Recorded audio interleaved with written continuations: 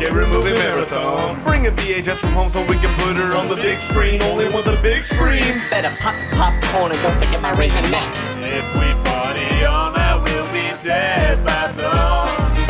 Let's just have a scary movie marathon.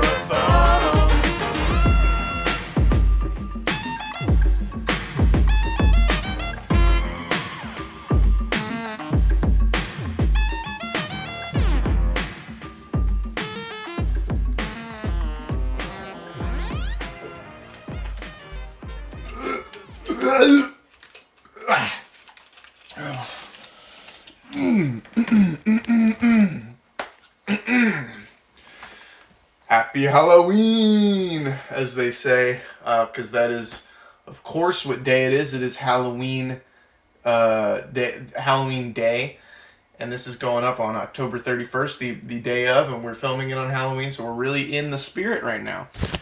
So welcome to Schlock Reviews. I am obviously your host, Feck, and I'm with my cohort, Wendy.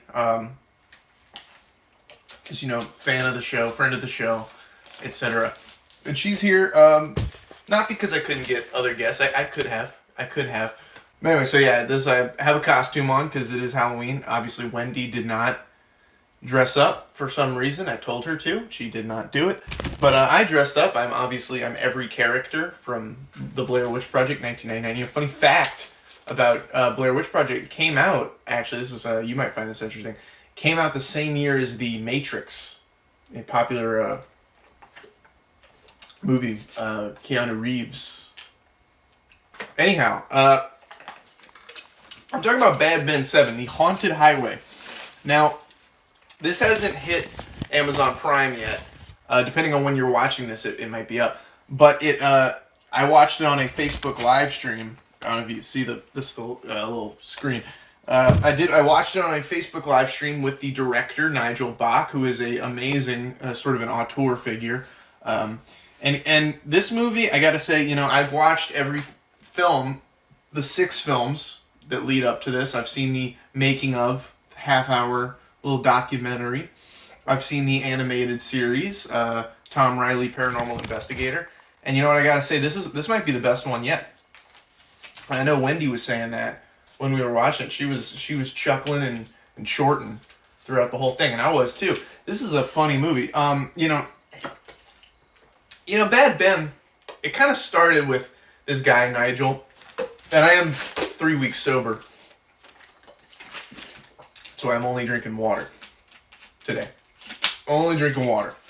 But this started with this guy, Nigel, and he goes into this. He has this house. He buys it from a police auction, and he goes in, and there's all this creepy sort of stuff going on. Anyway, it was supposed to be kind of a horror movie, but we kind of fell in love with his personality. It was a lot of fun. It's a really funny movie, a really charming movie, and that's, I think, why we were able to get 5 sequels that kind of expand on why we love this character so much. And by the 3rd film, we're not going for horror anymore. By Bad Ben, which is the 3rd entry, this is just a comedy. This is just a comedy film, and it's a good one. I think a lot of people thought that when they watched the first Bad Ben, I bet a lot of people thought that a lot of the humor was unintentional, and maybe that is true to a degree. But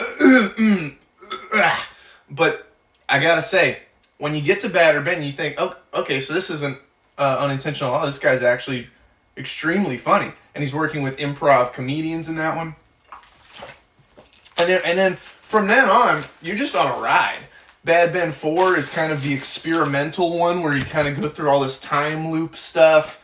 Bad Ben 5 was that weird clown one. Bad Ben 6, he kind of has to go back. It's just him, just by himself in the house. This one's honestly the most creative Bad Ben sequel yet, because every time there's a new Bad Ben movie, the only thing that crosses my mind is, how is he going to make just him in his house interesting again? Because he always does it. You know, by the time you get to the 4th Bad Ben, you're thinking, all right, it's just Nigel in his house. How can he possibly make that entertaining again? And he always fucking does it. Every single time.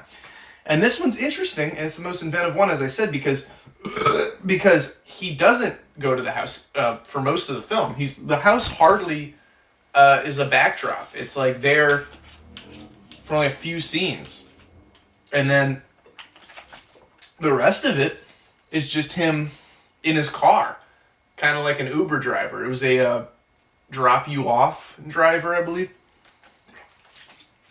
I am, of course, 3 weeks sober.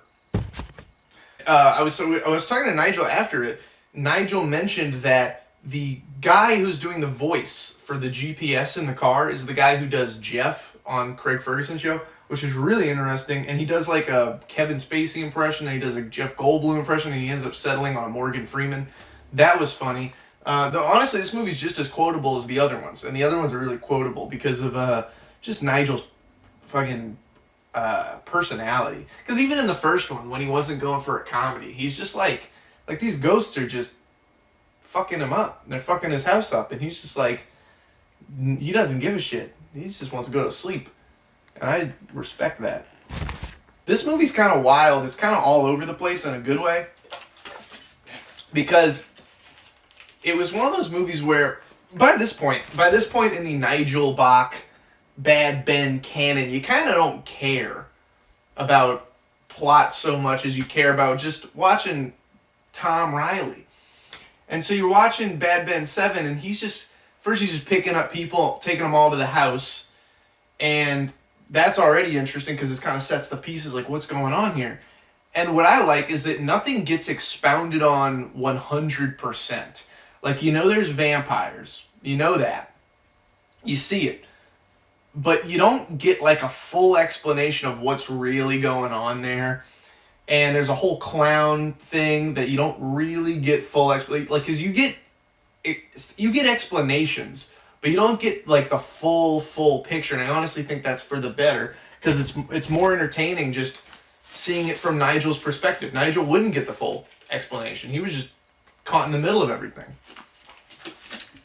Honestly, and you know what? This might be one of the best movies I've watched for this channel, which makes it even better that I'm glad that rat fucker, Jonah Carmina, is in here, because he would have just fucking ruined it.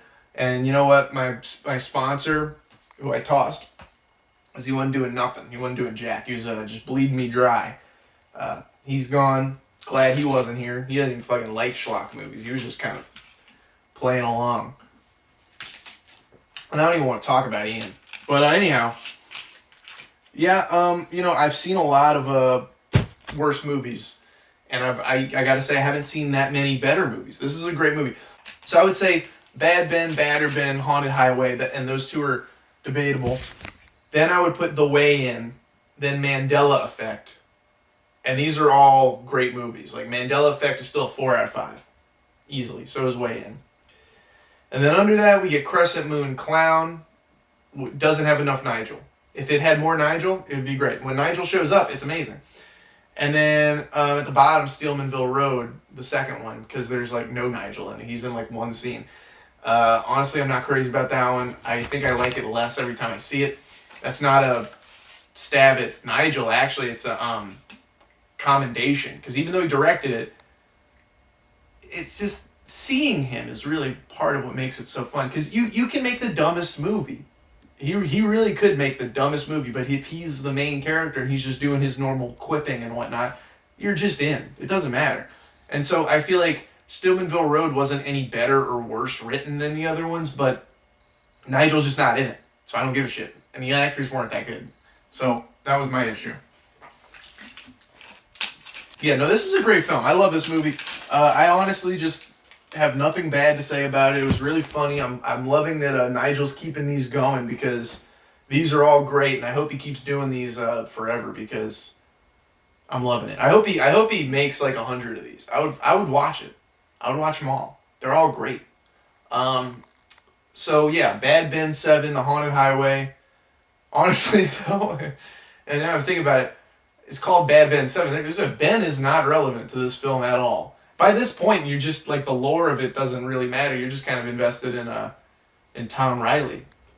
And I hope it goes more in that direction. Maybe the next one, the house won't even appear in it at all, and it'll just be Nigel by himself. That'd be weird. Damn. Anyway, So, yeah, this movie's awesome. I'm going to give it a 4.5 out of 5. Easy. This is a great film.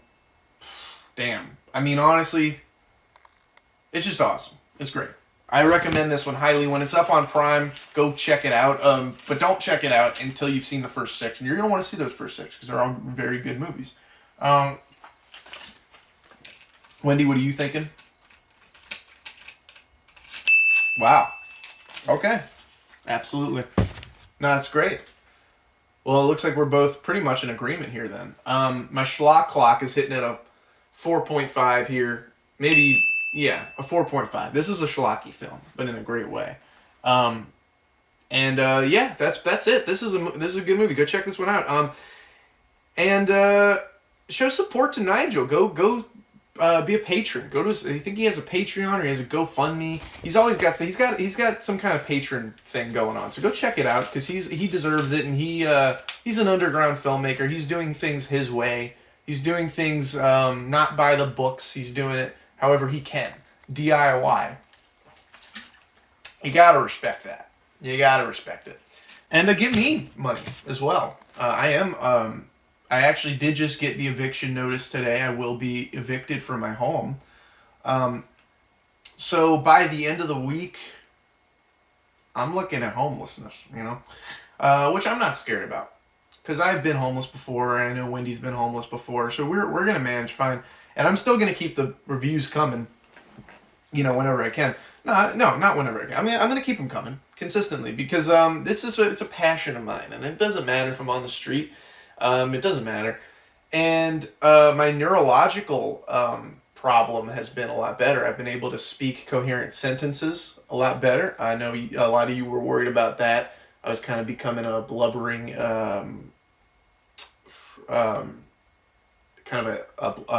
of an idiot to some degree. But I think a lot of that had to do with, the alcohol, which, as I've said, is gone now. And I do have reason to believe that Jonah was drugging me consistently for years, which is part of the reason why I'm not talking to him. But anyhow, good movie. Bad Ben 7, Haunted Highway. Why am I prolonging this? A great movie, and you know what? It takes place on Halloween as well. I watched it on Halloween, and I put this review up on Halloween. So this is really what it's all about. You gotta love the spirit of the season, and this is my favorite time of year. Obviously. So, Schlock Reviews, I'll see you next week where I'll be homeless, but I will still be reviewing movies because I love doing what I do, and I don't care about having a place to sleep and shelter from the rain, which is very frequent recently.